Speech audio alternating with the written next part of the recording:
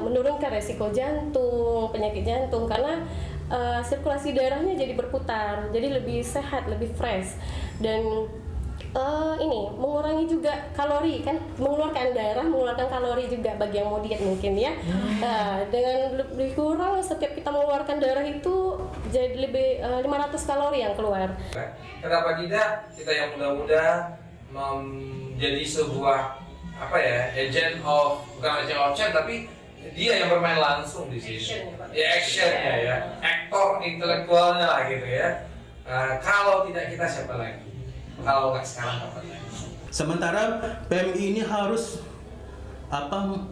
stoknya harus tercukupi gitu dan tidak tahu satu hari itu habis berapa kantong. Boleh jadi ratusan, boleh jadi ribuan. Sementara darah yang masuk itu tidak seberapa kan. Nanti kalau mau dipaksa kayak vaksin gitu kan. Aduh, udah mulai syuting sih dia, telat lagi. Gimana nih Gung dia Gung? Nah ini dia nih bocah nih. Assalamualaikum. Buset dah bocah, telat mulu kerjanya. Ada berapa kali kita syuting telat mulu bocah. Heboh deh. Heboh. Abis donor darah. Donor darah, kayak berani banget. Di mana donor darah? Di kampus, di LP3I. Kan lagi ada event donor darah, kakak ikut. Kagak. Bang Ney. Lah, kenapa? Ngeri. Darah nanti kalau diambil habis darah kita gimana lu mulai gitu. Astagfirullahaladzim. Ini nih anak muda yang harus diedukasi tentang donor darah. Gini aja dah, gue mau pembuktian nih. Apa sih pentingnya donor darah? Oke, kalau gitu hari ini kita undang. Oke, siapa tuh? Dokternya langsung dari PMI. Oke. Terus sama ada salah satu komunitas santri yang lagi collab tuh sama LP3I ngadain donor darah. Iya, nanti dia undang sama Pak Zek sekalian deh. Oke. Biar mengedukasi salah satu masa anak LP3I kagak donor darah gimana? Besar jarumnya. Segini doang. Besar tuh. Oke lah. Yaudah. Gak usah lama-lama dia. Sip. Gimana? Yaudah. Mau langsung undang ini? Ya langsung dia telepon. Oke lah, baiklah. Oke teman-teman, jadi pembahasan kita kali ini adalah tentang donor darah. Pentingnya donor darah bagi kita semua, ya kan? Bener gak sih donor darah itu bisa mengurangi lemak, ya kan? Nah nanti kita tanya. Iya, tanya ngomong kayak gitu. Nanti kita tanya langsung sama ahlinya. Oke. Baiklah teman-teman semuanya, kembali lagi bersama saya Nay, pemuda harapan bangsa, dan juga Dea, pemudi harapan negara. Oke, kembali lagi di TikTok Premier Tiba-tiba Oke.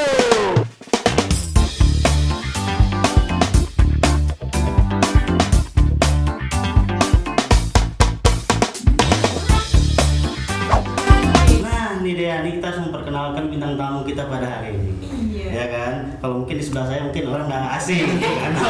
Perdana, ya. Perdana di TikTok ya. Apalagi beliau adalah kepala kampus. Iya, Politeknik LP3I. Mr. Zainal Hasrun, SPDMIKOM. Nah, juga selamat datang kami ucapkan kepada Ibu Dokter Ibu Vivi. Ibu Vivi. Ya, Ibu Dokter dari Palmerah, Indonesia. Oke. Dan juga sebelah dia ada Bapak Bapak Abdul dari komunitas santri Riau. Oke. Jadi teman-teman nih kita narasumber pada hari ini tuh beragam. Iya. Ya kan, banyak yang harus kita ulik-ulik nih tentang tamu kita hari ini. Boleh Bu ya? Pak, boleh ya. Oke. Sebelum kita ke inti nih dari kegiatan kita hari ini yang kita lakukan, donor darah ya Pak ya. Benar. Nah, kami ingin apa namanya ya? Apa sih tujuan Politeknik LP3I ini untuk melaksanakan donor darah? Ke saya dulu ya? Iya, baik. Tuan rumah. Selaku tuan rumah Kepala Kampus Politeknik LP3I, sedikit saya bukan meluruskan tapi memperjelas. Ini adalah event kolaborasi antara komunitas santri dengan Politeknik LP3I. Kenapa? Saya luruskan karena komunitas santri ini melakukan rutin. Kalau kita di Politeknik LP3I sekali setahun gitu kan. Lebih kepada Bang Abdulnya gitu kan. Nah, kegiatan ini tentu adalah aksi sosial yang kita lakukan dengan tajuk donor darah. Tentunya PMI yang dalam hal ini yang punya andil yang lebih besar ya. Untuk melakukan kegiatan ini tanpa PMI kita nggak bisa juga ya Bang Abdul ya. Ya betul. Nah, Walaupun komunitas santrinya rame, terus LP3-nya juga rame, PMI-nya nggak bisa gitu kan. Nah, ini sebuah kolaborasi yang memang saling membutuhkan. Nah, kalau kita dari Politeknik LP3I melihat bagaimana kegiatan ini, kita yang ada di Politeknik LP3I, baik manajemennya, mahasiswanya, seluruh yang ada di sini bisa berkontribusi positif, walaupun tidak rutin seperti teman-teman yang lain. Simpelnya seperti itu, Bang Neh. Nah, apa harapan nih Mr. Z? Kan kita mengadakan setahun sekali nih. Benar. Ketika pas momennya ulang tahun Politeknik LP3I. Iya. Nah, itu apa harapan Mr. Z untuk mahasiswa nih? Karena kan banyak mahasiswa yang belum tahu atau inilah awam dengan donor darah, bahkan takut. Ya, sebagai bentuk syukur kita ya, 89 LP3I berdiri sampai hari ini kita masih eksis. Tentu kita ingin berbagi. Berbagi bukan saja secara material, tapi immaterial ya juga kita lakukan. Karena memang ya donor darah ini adalah suatu hal yang susah juga diukur. Maksudnya begini, kita pengennya 100 misalnya kan, ternyata yang daftar itu 150, yang layak enggak sampai gitu kan. Ya uniqueness-nya di situ. Nah, tentu kita berharap para mahasiswa, kita semua yang ikut andil di sini, minimal kita punya kontribusi positif kepada masyarakat yang membutuhkan tentunya. Tuh minimalnya seperti itu. Tapi gini nih Bang nih, dia tuh selalu kan dia juga salah satu mahasiswa di sini nih Bu, Pak. Jadi seringnya tuh teman-teman dia tuh ngerasa takut, gitu Bu, takut mau donor, takut karena kayaknya kita kurang edukasi tentang donor darah tuh. Nah mungkin selagi ada ibu dokter dan bapak-bapak dan Mister di sini gitu bisa menjelaskan ke teman-teman gitu yang takut donor darah itu gimana sih caranya supaya kita nggak takut tuh Bu. Gitu. Boleh ke dokter dulu deh. Iya boleh. Iya, terima kasih sebelumnya atas waktunya. Perkenalkan dulu saya Dr. Vivin tadi ya Pak ya. Sebelumnya memang untuk keinginan mungkin dari anak-anak muda sekarang masih minim ya untuk donor darah karena memang jarumnya agak lumayan besar juga. Itu salah satunya Pak. Iya. Memang kita harus yakinkan dulu sebenarnya memang donor darah ini sangat bermanfaat, kegiatan sosial yang sangat mulia, bermanfaat bagi orang yang sangat membutuhkan seperti kanker itu membutuhkan berkantong-kantong tiap dia mau transfusi gitu. Sedangkan kita hanya memberikan satu kantong gitu kan kepada donornya. Nah, selain itu juga selain penerima yang bermanfaat bagi mereka juga pendonor juga punya manfaatnya sendiri. Selain itu menurunkan resiko jantung, penyakit jantung karena sirkulasi darahnya jadi berputar, jadi lebih sehat, lebih fresh dan ini mengurangi juga kalori kan, mengeluarkan darah, mengeluarkan kalori juga bagi yang mau diet mungkin ya. Dengan lebih kurang setiap kita mengeluarkan darah itu jadi lebih 500 kalori yang keluar. 500 kalori itu sama dengan 1 jam kita berlari atau bersepeda dan akan mengurangi 0,5 sampai 1 kilo lah per minggunya. Dan juga mengurangi resiko kanker bagi yang mungkin ada keturunan kanker, bagus sekali untuk donor darah. Mereka banyak sekali lah manfaatnya. Selain itu juga pemeriksaan fisik juga kan, dapat pemeriksaannya gratis. Kita bisa melihat apakah di darah kita itu bagus atau enggak. Ada infeksi HIV, hepatitis B, sifilis dan infeksi lainnya. Jadi kita tahu. Jadi sedini mungkin kita tahu darah kita itu bagus atau tidak gitu kan. Banyak sekali manfaatnya sebenarnya selain itu. Iya. Seperti itulah lebih kurang Mbak Dea ya tadinya. Oke, banyak sebenarnya teman-teman ya manfaatnya. Jadi apa untuk kesehatan, ya kan? Yang mau diet juga bisa berarti ya. Alhamdulillah. Nah, kita mau bertanya ke Bang atau Pak di zaman ini. Abang aja. Abang Abdul ya. Selaku yang rutin mengadakan kegiatan donor darah ini. Nah, itu apa tujuannya nih, Bang Abdul? Baik, assalamualaikum warahmatullahi wabarakatuh. Waalaikumsalam. Terima kasih kepada LP3I yang telah memfasilitasi terselenggaranya donor darah pada hari ini. kemudian juga kepada mitra kami PMI yang sangat luar biasa memberikan edukasi dan sosialisasi kepada masyarakat tentang pentingnya berdonor.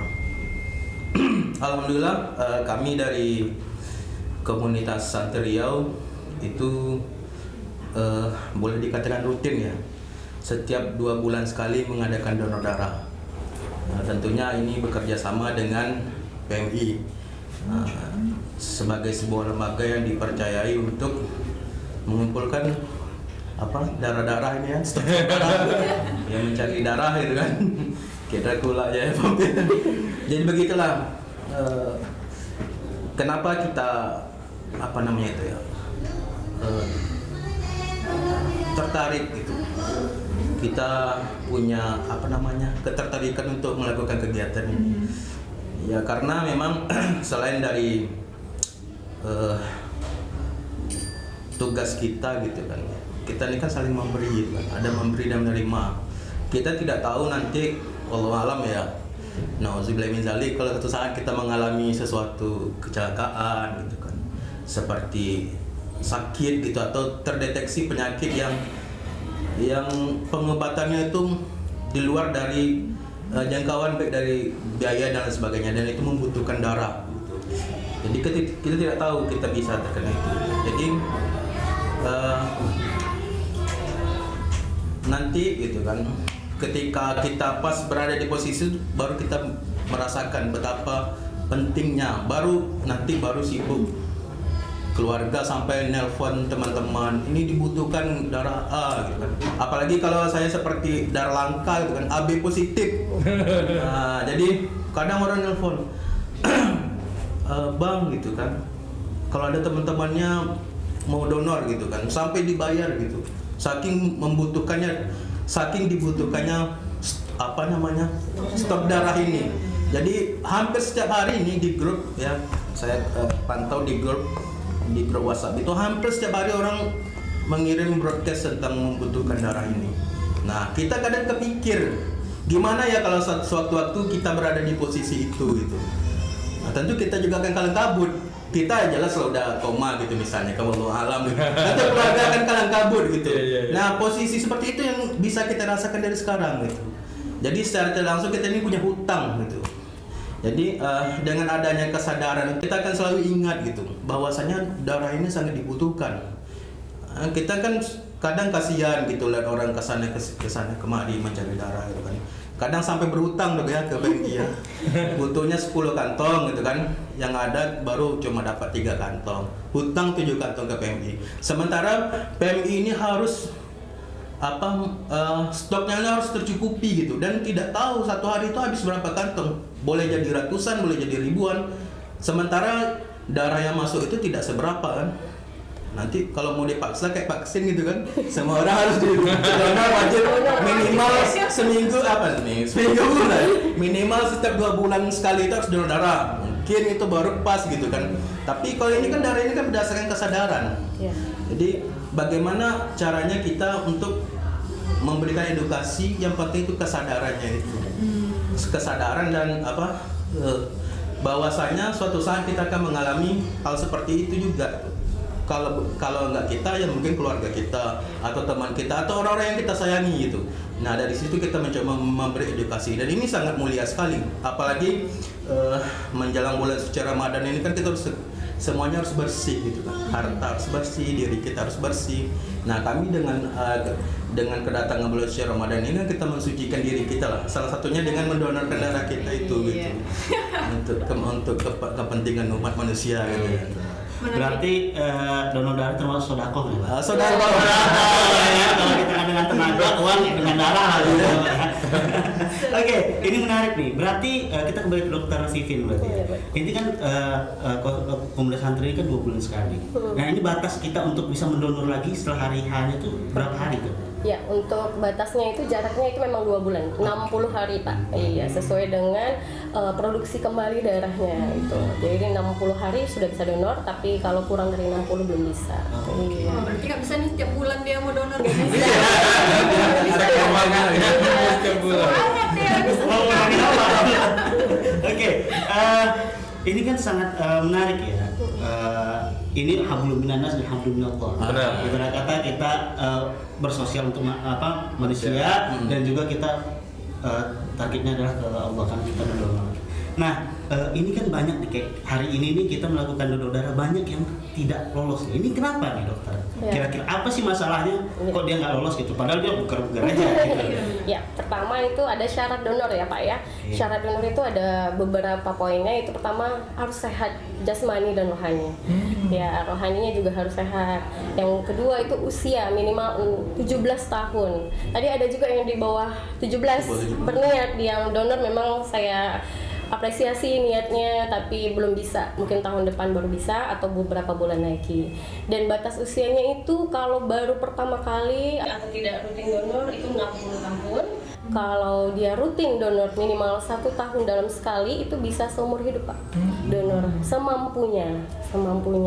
Dan yang kedua itu ketiga berat badan. Tadi rata-rata ada juga yang imut-imut. Biasanya kan anak-anak kuliahan masih imut-imut nih. Ya, minimal 45 kilo. Di bawah itu nggak bisa, di atas itu bisa. Maksimalnya ada dong? Nggak ada.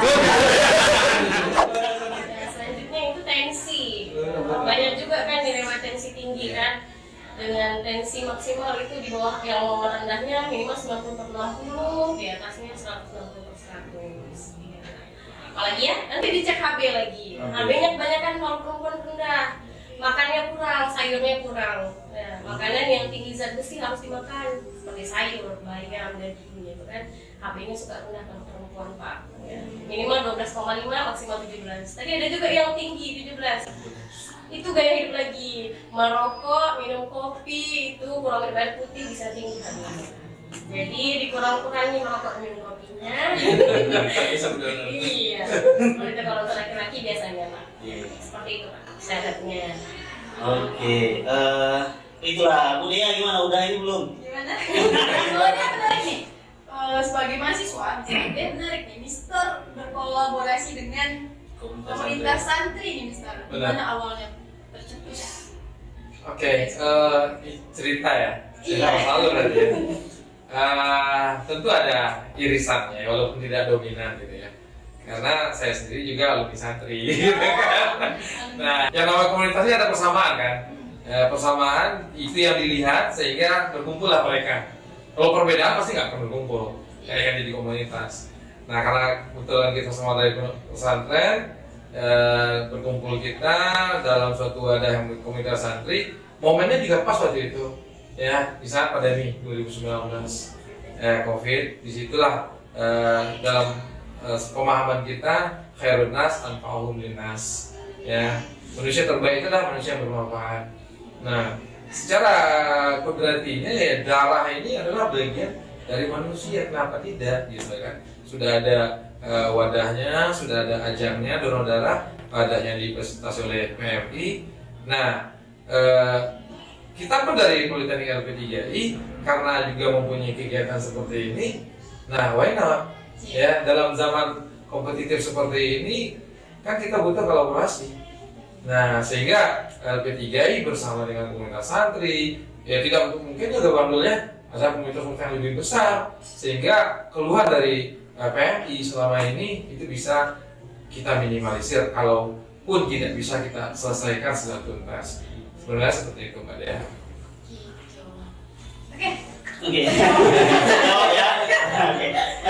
Gini, kan kita tadi minimal usia 17 tahun. Terus maksimal di usia 60 kalau 60. pertama kan. Kalau pertama ya. Iya.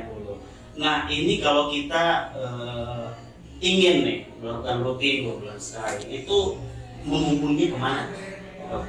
Maksudnya Untuk mau donor darah ya? mau donor darah Apa langsung sama ke ya?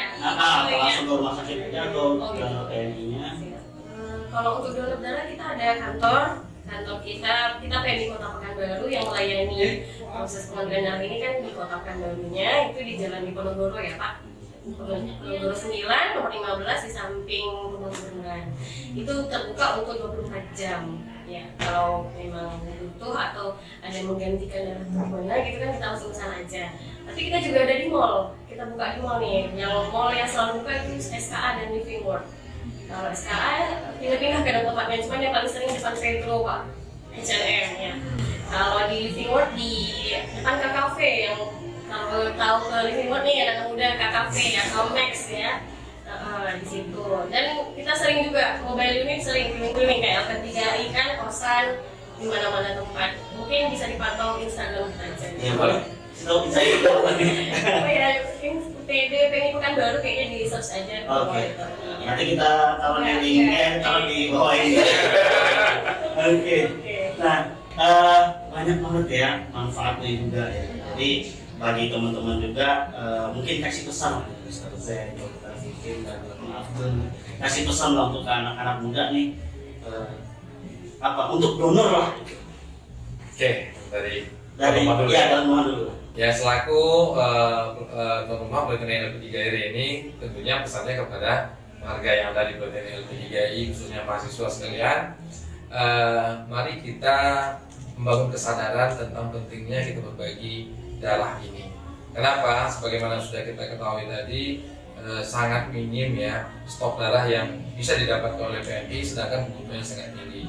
Nah, kita selaku insan yang berada di institusi pendidikan yang notabene-nya secara usianya seperti Dr. Fikri bilang tadi 17, 18 ya kan, ini adalah usia kekinian kita sekali gitu loh kan. Kenapa tidak kita yang muda-muda menjadi sebuah agent of, bukan agent of change, tapi dia yang bermain langsung di sini. Actionnya ya, aktor intelektualnya lah gitu ya. Kalau tidak kita siapa lagi? Kalau nggak sekarang kapan lagi? Barangkali itu dari Politeknik LP3I. Tentu harapannya bukan hanya Politeknik LP3I ya dokter ya, semua ya sivitas akademika bisa mendukung. Demikian Pak. Ini kan donor darah ini kan salah satu bentuk ibadah kita kepada Allah Subhanahu. Jadi ada hablum minallah dan hablum minannas gitu kan. Jadi di dalam agama itu kan tidak ada paksaan sebenarnya. Makanya diberi pengertian bahwasannya sesuai dengan kemampuan. La yukallifullahu nafsan illa wus'aha. Jadi kalau termasuk untuk segala bentuk perbuatan kita itu tidak ada paksaan kita mau melakukannya atau tidak, itu kan terserah kepada kita masing-masing. Tapi gitu kan nanti ada reward dari Allah SWT dari apa yang telah kita berikan ke orang. Nah, untuk donor darah ini inilah bentuk pengabdian kita sebagai hamba Allah, bentuk sayangnya kita kepada makhluk, kepada manusia, dan bentuk kepedulian kita terhadap sesama. Jadi tidak bisa kita memberikan bantuan dalam bentuk harta gitu kan. Di diri kita sendiri apa yang kita bisa bantu? Kita ada darah, ya tentu darah dengan darah kita gitu. Kita ada pemikiran, bantu dengan pemikiran. Kita tenaga, bantu dengan tenaga. Dalam hal ini kan kalau darah misalnya, kita nggak bisa nih donor darah misalnya, bantu share dengan teman. Kita kan punya circle, punya teman-teman, punya komunitas kita bantu. Misalnya hari ini ternyata saya belum waktunya ya donor darah, kita bantu share gitu kan. Nah, dan ketika sudah waktunya kita donor darah, kita jangan berlari gitu. Kenapa kita harus takut? Sementara kita sudah terbiasa. Karena takut itu kan pada awalnya saja, melihat juara bumi sebesar pena gitu kan. Tapi ketika kita sudah terbiasa, itu menjadi nikmat gitu. Jadi santai aja sih gitu kan. Awalnya sih tegang gitu kan, tapi kalau sudah ya udah seperti nggak ada kejadian apa-apa. Jadi awalnya itu memang terasa sangat menakutkan dan sangat mengerikan gitu bagi saya gitu kan, tak tahu bagi yang lain gitu. Tapi alhamdulillah dengan seiring dengan berjalannya waktu dan kita punya ada kesadaran, kita ada kepedulian terhadap sesama, insya Allah itu biasa-biasa aja. Seperti kita melakukan kebutuhan kita gitu. Kita mau makan, lapar ya makan gitu. Haus ya minum, nggak mungkin kita takut melihat gelas gitu kan. Gelasnya gede banget itu, gimana cara ngabisinnya? Nggak mungkin gitu kan. Begitu juga dengan donor darah gitu kan. Jarumnya gitu kan, kita takut karena kita belum melakukan, tapi kalau kita sudah melakukan maka itu menjadi kebutuhan bagi kita. Makanya dalam kesempatan ini saya mengajaklah kepada seluruh teman-teman, mumpung masih muda nih kan, jadi kesempatan untuk melakukan kebaikan itu masih banyak ya, daripada yang sementara kalau umur yang maksimal yang pertama itu 60, kita umurnya 20 kan masih banyak nih waktu kita berdonor, maka semakin banyak pahala yang kita buat itu, maka semakin banyak reward dari Allah Taala untuk kita, dan semakin banyak pula kita memberikan kontribusi dan pengabdian kepada sesama itu aja. Jadi takut itu menjelang Iya, terbiasa. takut itu karena tidak terbiasa saja gitu. Itu kalau udah terbiasa maka itu menjadi kebutuhan gitu. Dan itu akan selalu kita ingat gitu. Dan PMG juga kan akan mengingat terus setiap bulan. Udah waktunya berdonor gitu kan. Kalau dari komunitas kosan sendiri ada Instagram atau apanya nggak? Kalau komunitas santri nanti bisa dicek nanti di apa ya di Instagram mungkin. Ada Instagram juga nanti. Nanti kita. Nah, ini dari dokter nih pesan lah. Udah hampir semua sama gitu Mas.